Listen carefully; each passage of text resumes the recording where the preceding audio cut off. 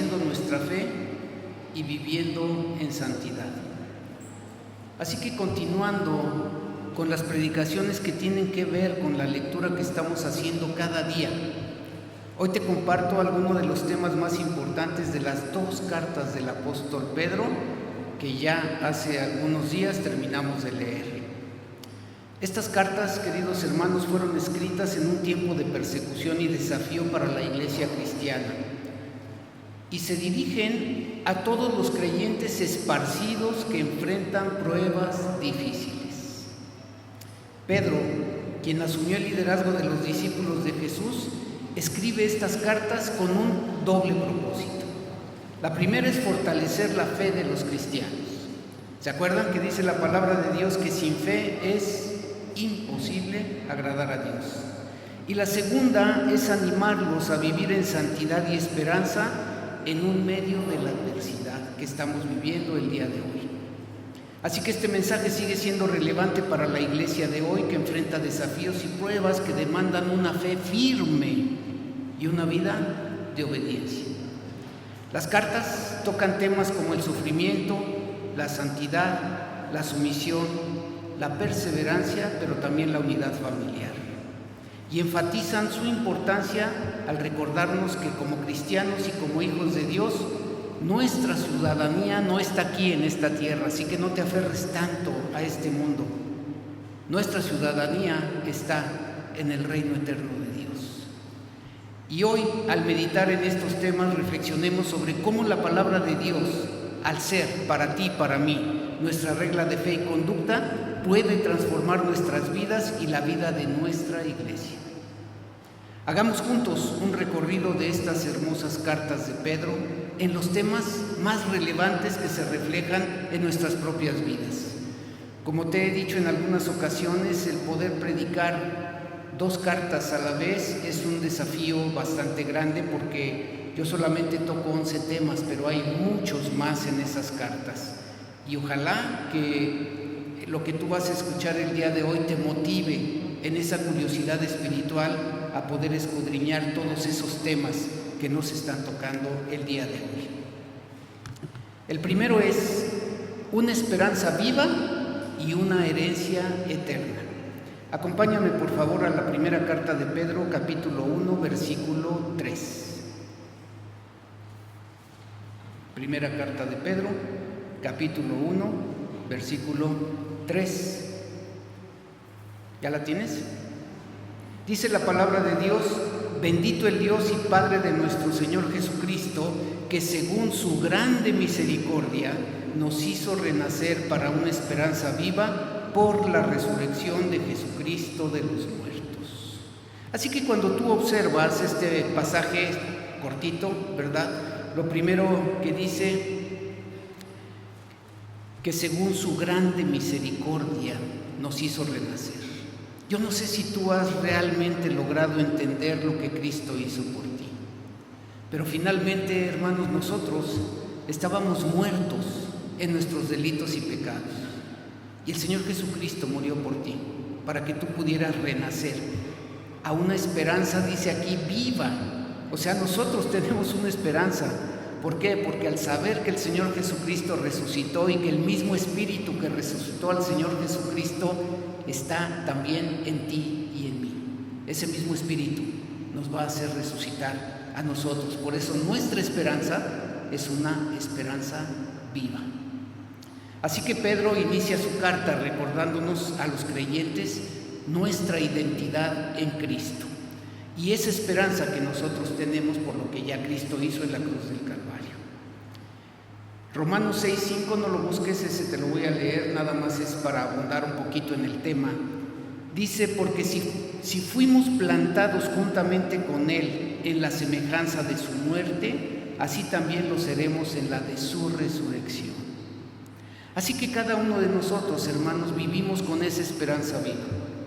Si el Señor Jesucristo llegara en este momento, pues llegaría primero por su iglesia. Pero si tú a veces te preocupas por las personas que ya partieron, pues tienes que tener esa esperanza viva de que un día vas a poder ver a esas personas allá arriba en el cielo, y no solo por un tiempo, que termina, no dependiendo de la edad que Dios te permita vivir, sino que vamos a estar juntos por toda la eternidad. Por eso cuando tú enfrentes dificultades, recuerda que tu esperanza está firme y que es eterna. Por ello, queridos hermanos, vivamos con la certeza de que nada en el mundo puede apagar la promesa de vida que tenemos en Cristo. Segundo tema, un llamado a la santidad. Acompáñame a 1 de Pedro, capítulo 1, versículos 14 al 16. Dice su palabra: como hijos obedientes, no os conforméis a los deseos que antes teníais, estando en vuestra ignorancia, sino como aquel que os llamó es santo, sed también vosotros santos en toda vuestra manera de vivir, porque escrito está: sed santos, porque yo soy santo. ¿Qué podemos observar de este pasaje? Lo primero es que dice como hijos obedientes. Y a lo largo de la carta vas a poder encontrar esta palabra de obediencia continuamente.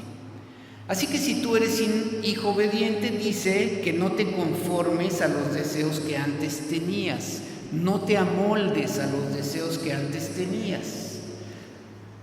En el libro de Gálatas, que también leímos hace algunos días, ahí decía que los deseos de la carne son adulterio, fornicación, inmundicia, lascivia, idolatría, hechicerías, enemistades, pleitos, celos, iras, contiendas, disensiones, herejías, envidias, homicidios, borracheras y orgías.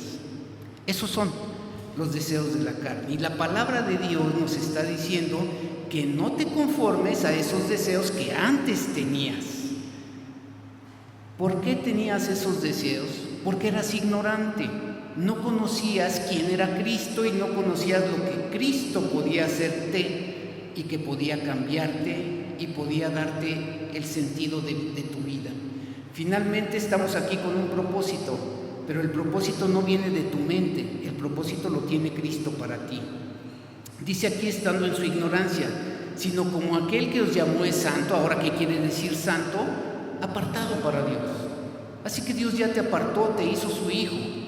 Entonces, si Dios es santo, la palabra de Dios dice que tú también debes de ser santo. La santidad, te quiero decir, querido hermano, es no solamente abstenerse del pecado, sino buscar ser como Cristo. En tu vida diaria, haz de la santidad un propósito consciente, ya sea en tu hogar, ya sea en la escuela, en tu trabajo, en la iglesia, y busca maneras de actuar de acuerdo con la voluntad de Dios, no con la tuya. Siguiente tema que toca la carta: el amor fraternal como una señal de fe. Vamos a 1 de Pedro 1:22. Dice: habiendo purificado vuestras almas por la obediencia a la verdad. Ya ves otra vez la palabra obediencia. Por la obediencia a la verdad, mediante el Espíritu, para el amor fraternal no fingido, amaos unos a otros entrañablemente de corazón puro. Así que al observar la palabra de Dios, podemos ver que si Dios ya purificó tu alma, ¿cómo le hizo? Simple y sencillamente pagó con la preciosa sangre de Cristo para poder limpiar de ti todos tus pecados pasados, presentes y futuros. Y ahora Él pone en ti el Espíritu Santo de Dios. ¿Para qué? Dice aquí: para el amor fraternal no fingido. ¿Qué quiere decir no fingido? Sin hipocresías. Que realmente cuando tú manifiestes tu amor sea un amor sincero, un amor genuino. Porque dice que nos debemos de amar unos a otros entrañablemente. Y esta palabra entrañablemente, su significado original es celosamente, intensamente, constantemente. Esa es la forma en la cual, hermanos, nosotros debemos de amarnos unos a otros. Porque termina el pasaje diciendo: de corazón puro. Te quiero decir que el ser humano siempre está buscando recibir. Si das, quieres recibir. Si me tratas bien, te trato bien. Si me amas, yo te amo. Si me ayudas, yo te ayudo. Pero en el amor incondicional que Dios ha puesto en ti y en mí, dice que nosotros debemos de amarnos entrañablemente. No es porque hoy amanecí de buenas y te voy a amar, sino que mi amor por ti es un amor sincero y es un amor que voy a estar manifestando todos los días de mi vida.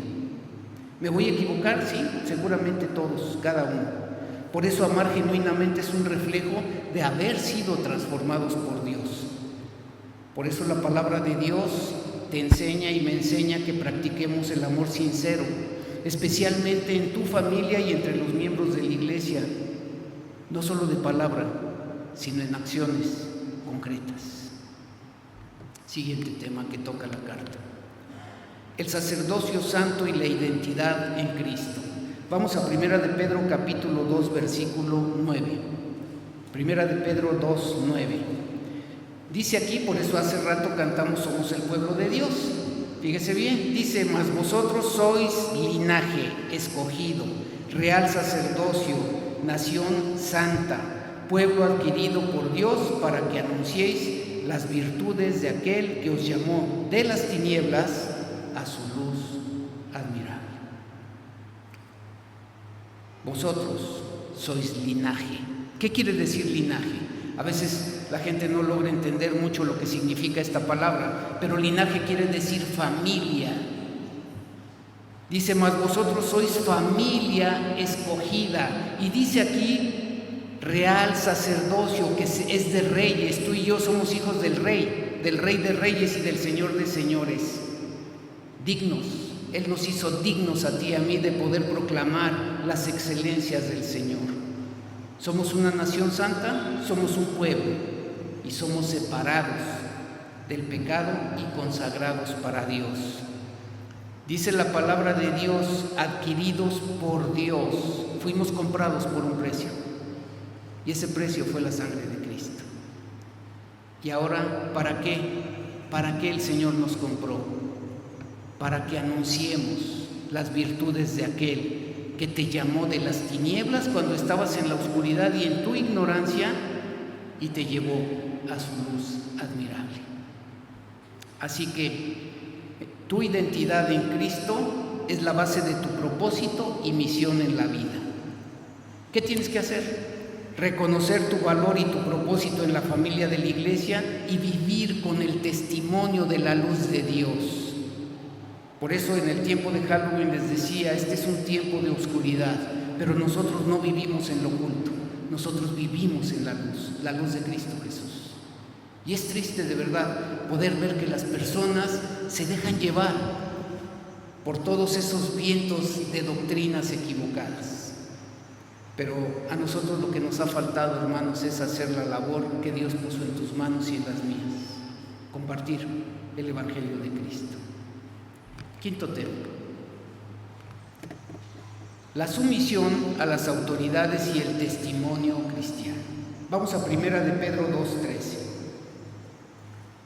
Dice el versículo 13 del capítulo 2: por causa del Señor, someteos a toda institución humana, ya sea al rey como a superior.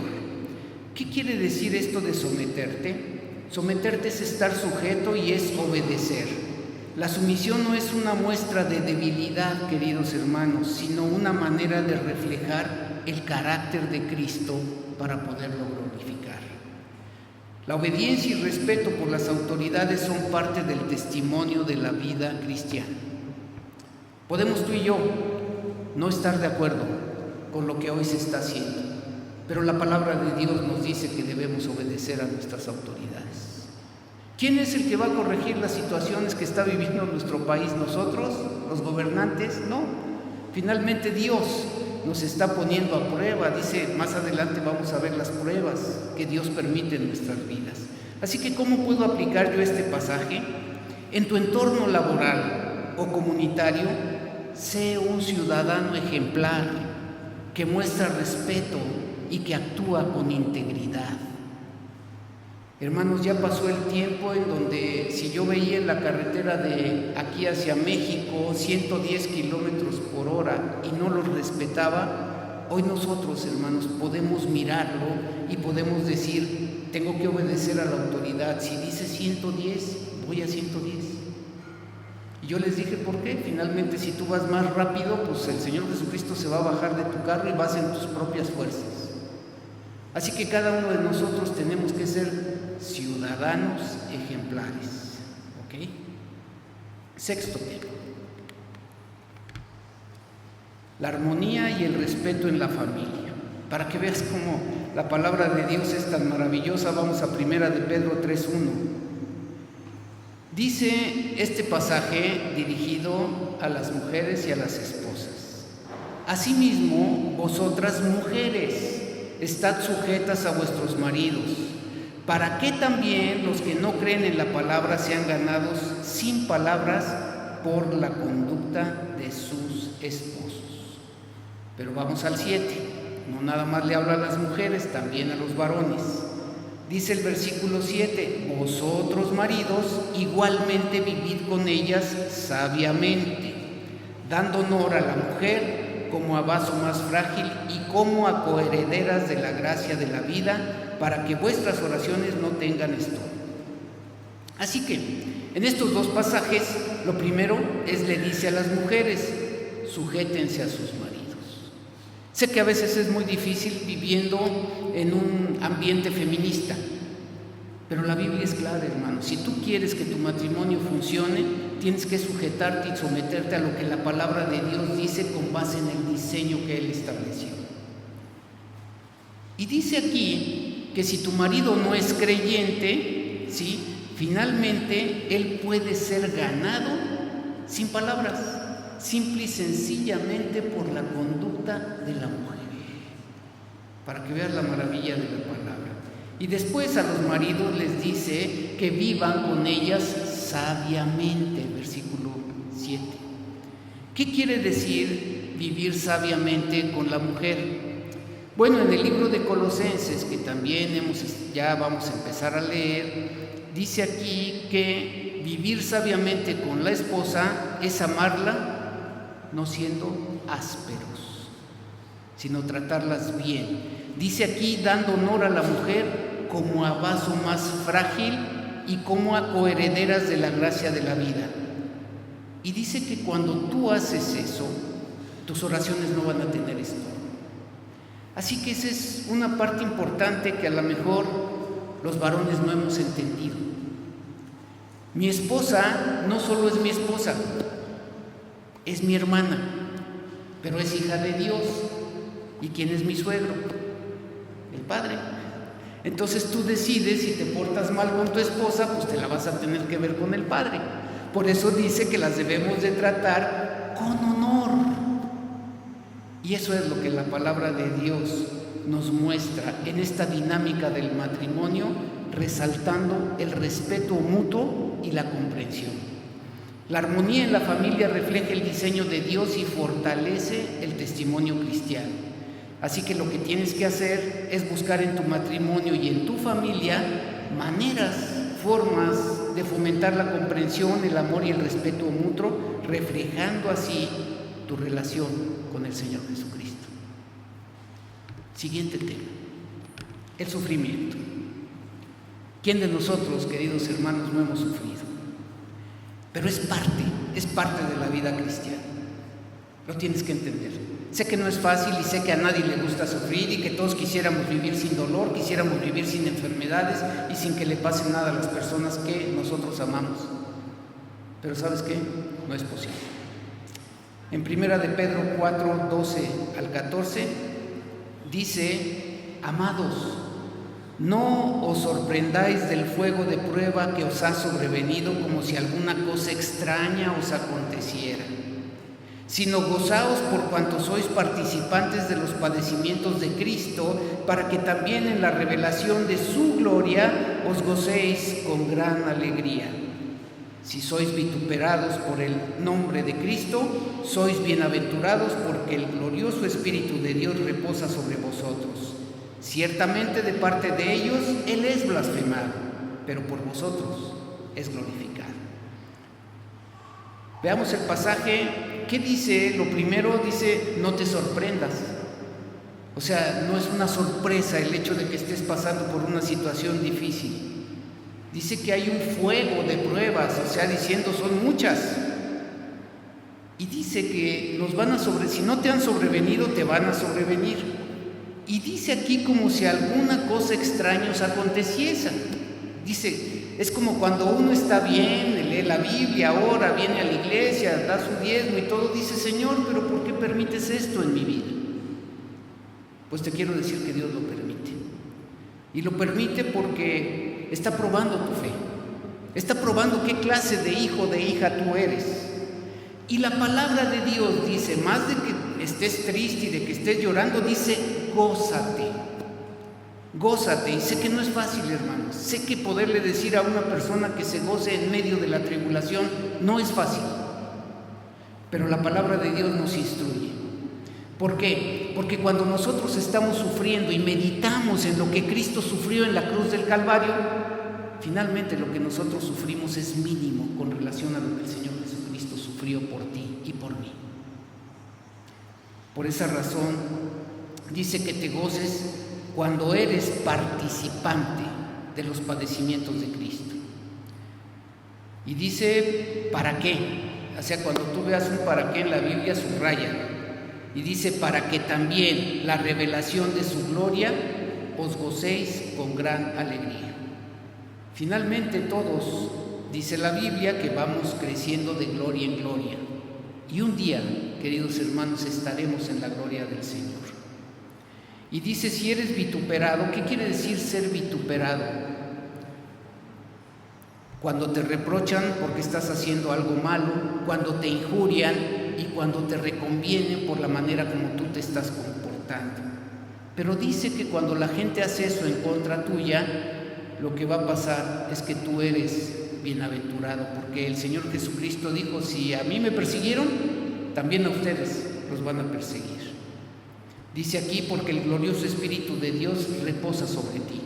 Eso es lo que nos da la fortaleza, lo que nos permite seguir adelante. Dice, ciertamente de parte de ellos Cristo es blasfemado, pero cuando tú actúas de esta forma, entonces tú estás glorificando a Cristo siendo obediente con lo que Él te manda a través de su palabra. Así que Pedro está preparando a los creyentes para el sufrimiento, recordándoles que es parte del paquete de poder seguir a Cristo. ¿Qué podemos aprender de esto? El sufrimiento por causa de la fe es un privilegio que nos acerca a ti y a mí más al Señor Jesucristo. Cuando tú enfrentes estos desafíos, confía en que Dios está contigo y esas pruebas sirven para tu crecimiento espiritual. Octavo tema: la humildad y dependencia de Dios. Primera de Pedro 5, 6, por favor. Un poquito más adelante, capítulo 5, versículos 5 y 6. Dice, igualmente jóvenes, estad sujetos a los ancianos y todos sumisos unos a otros, revestidos de humildad, porque Dios resiste a los soberbios y da gracia a los humildes. Humillaos pues bajo la poderosa mano de Dios, para que Él os exalte cuando fuere tiempo. Si tú observas, primero se dirige a los jóvenes, porque ciertamente a veces a los jóvenes les cuesta un poco más de trabajo poder entender su vida en Cristo. Y le dice a los jóvenes, estén sujetos a los ancianos. Y no estamos refiriéndonos a los ancianos en cuanto son ya muy viejos, sino los ancianos, como mi hermano Adrián, que está ahí sentado, él es anciano de la iglesia, pues dice que los jóvenes deberían de estar sujetos a los ancianos. Y algo más dice, sumisos, sometidos, dice unos a otros. O sea, finalmente no es que los jóvenes tengan solamente que someterse a los ancianos, sino que los ancianos también se tienen que someter a los jóvenes. ¿Cómo lo hacemos? ¿Es fácil? No, pues a lo mejor cuando un joven, ¿verdad?, reprende a un anciano, pues no le va a caer muy bien. Por esa razón es que tú y yo necesitamos revestirnos de humildad. A nadie, hermanos, nos gusta que nos digan que estamos equivocados. Nos cuesta trabajo poder reconocer nuestros errores, pero la palabra de Dios nos instruye de que debemos ser humildes. Y si no lo haces, entonces ¿qué va a pasar? Finalmente dice la palabra de Dios que a los soberbios, ¿sí?, Dios los va a humillar. Y a los que se humillan, Dios los va a enaltecer. Así que por eso termina el pasaje en el versículo 6, dice: humillaos pues bajo la poderosa mano de Dios, para que Él os exalte cuando fuere tiempo. No es en tus días, no es en tu tiempo, es cuando Él quiera. Así que la humildad es un tema recurrente que enfatiza la necesidad de reconocer, queridos hermanos, nuestra dependencia de Dios. La verdadera exaltación viene de Dios y solo se logra cuando tú y yo nos humillamos. Practica la humildad tanto en tus logros como en tus pruebas y confía en que Dios te levantará siempre en ese tiempo perfecto. Noveno tema: la vigilancia y la resistencia espiritual. Dice Primera de Pedro 5 del 8 al 10, por favor, ahí. Primera de Pedro 5 del 8 al 10. Dice: sed sobrios y velad, porque vuestro adversario el diablo, como león rugiente, anda alrededor buscando a quien devorar, al cual resistid firmes en la fe, sabiendo que los mismos padecimientos se van cumpliendo en vuestros hermanos en todo el mundo. Mas el Dios de toda gracia, que nos llamó a su gloria eterna en Jesucristo, después que hayáis padecido un poco de tiempo, Él mismo os perfeccione, afirme, fortalezca y establezca. Sed sobrios. ¿Qué quiere decir sed sobrios? Bueno, si tú lo ves en el ámbito que nosotros vivimos, podríamos decir que estar sobrio es estar libre de los efectos de bebidas embriagantes. ¿Para qué la palabra de Dios nos dice que estemos sobrios? Para que podamos estar vigilantes y podemos estar en nuestros 5 sentidos. Que no haya absolutamente nada que nos estorbe para poder velar. Dice ¿por qué? Porque tenemos que estar atentos, porque Satanás, el enemigo natural del hombre, está en medio, está en tu vida, está ahí. Él es el primero que llega aquí al punto, el que desanima a la gente. Entonces, cuando tú estás sobrio y velas, entonces el adversario no va a tener poder sobre ti. Pero cuando tú estás débil, cuando tú estás borracho de ti mismo, en tu soberbia, pues entonces es como si estuvieras abriendo la puerta para que él entrara. Y dice la palabra de Dios: velad. O sea, velad quiere decir no te duermas, vela, porque tu adversario el diablo, como león rugiente, anda a tu alrededor buscando a quien devorar. Y dice la palabra que tú debes de resistir firme en tu fe. Va a haber situaciones difíciles que van a querer hacerte caer. Pero si tú resistes, si tú tienes esa fe, entonces vas a salir victorioso, no importa lo que esté pasando. Y además nos dice algo más la palabra para animarnos.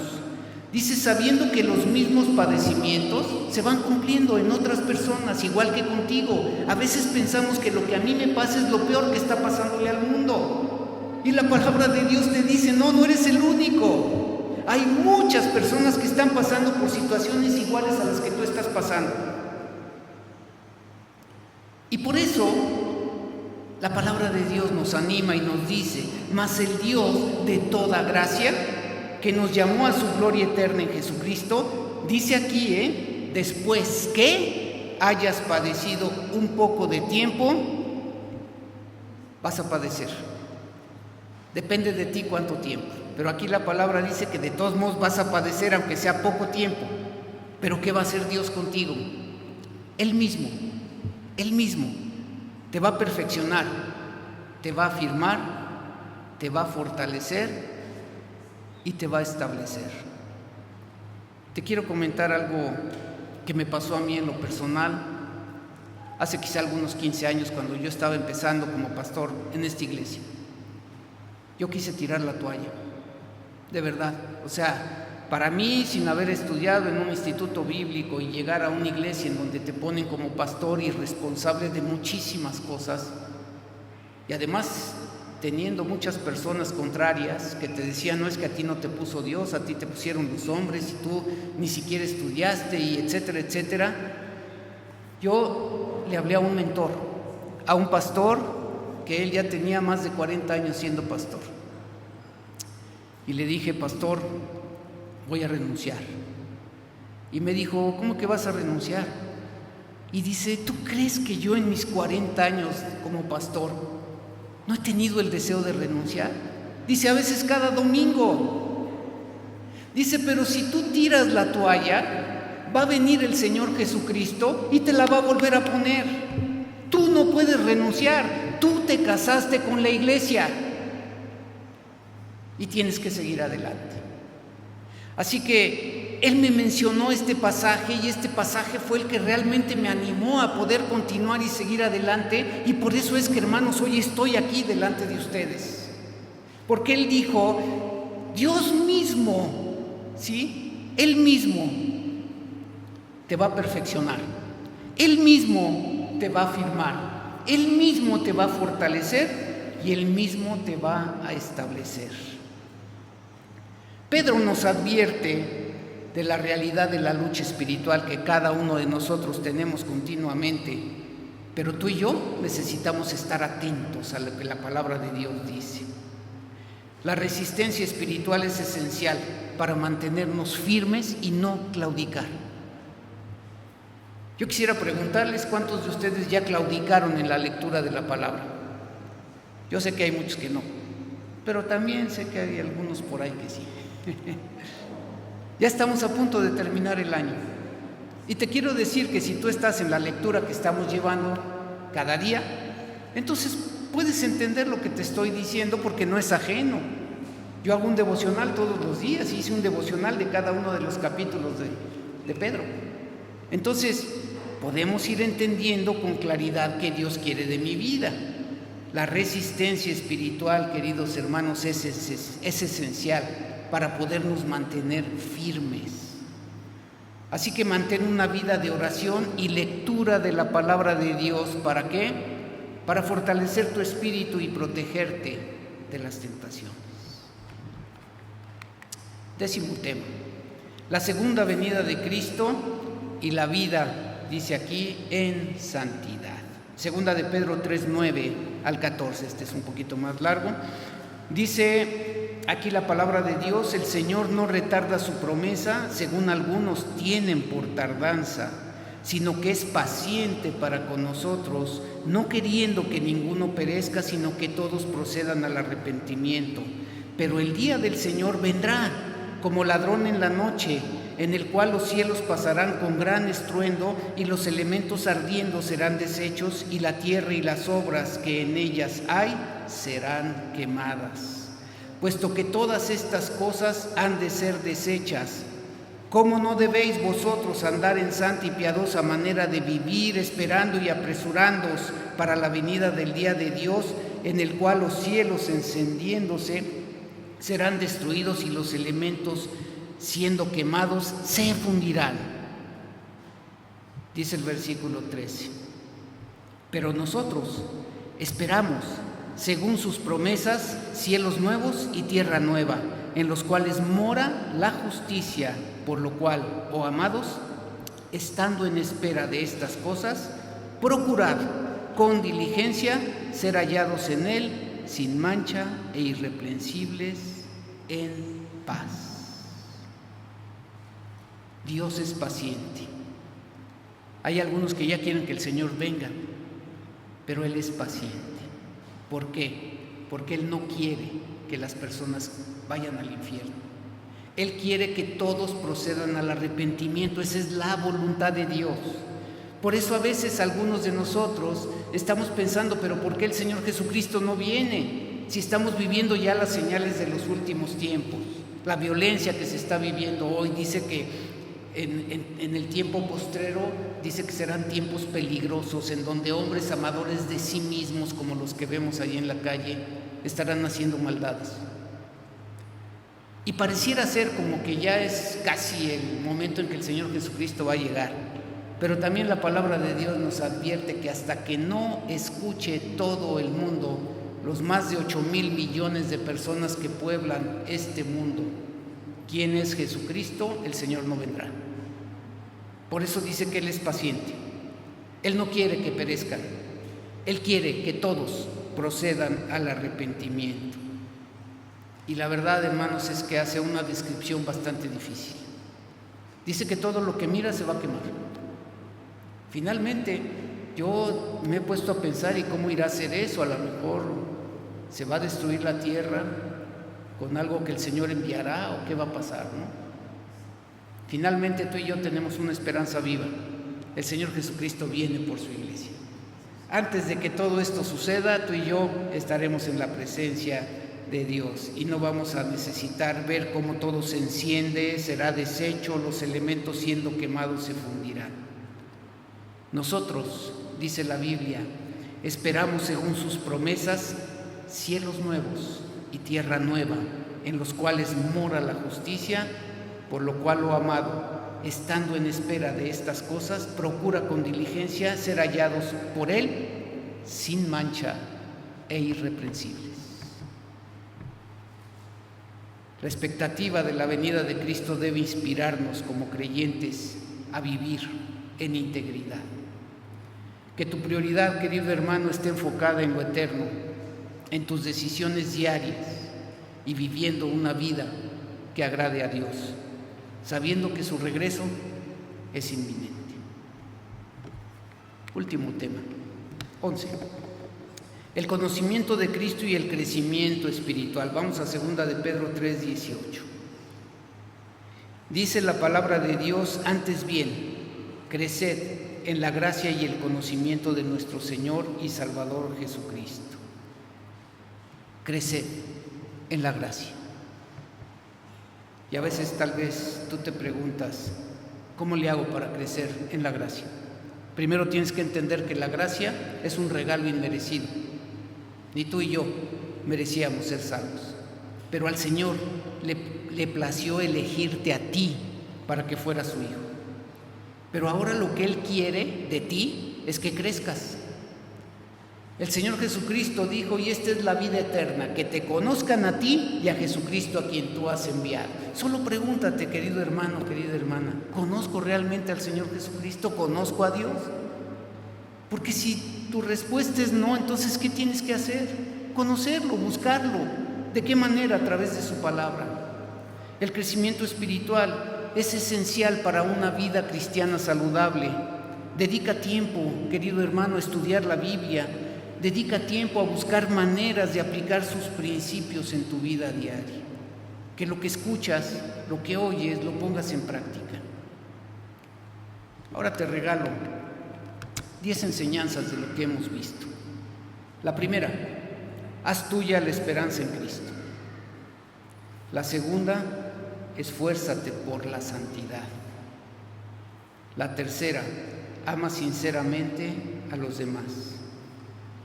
La cuarta: vive de manera que tu testimonio refleje la gloria de Dios.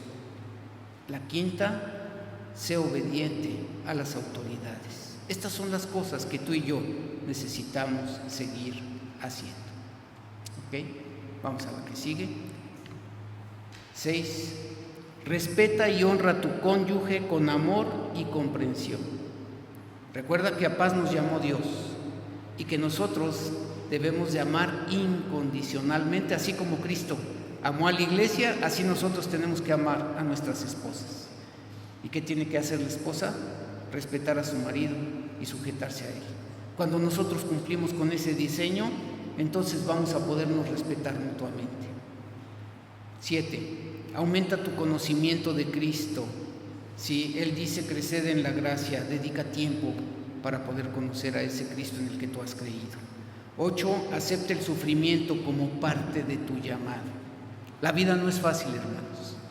En esta vida va a haber tribulación. El mismo Señor Jesucristo lo advirtió. En el mundo tendréis aflicción, pero confíen porque yo he vencido al mundo. Así que acepta el sufrimiento como parte de tu llamado. 9. Cultiva la humildad y el servicio. Cada uno de nosotros, hermanos, estamos para servir al Señor.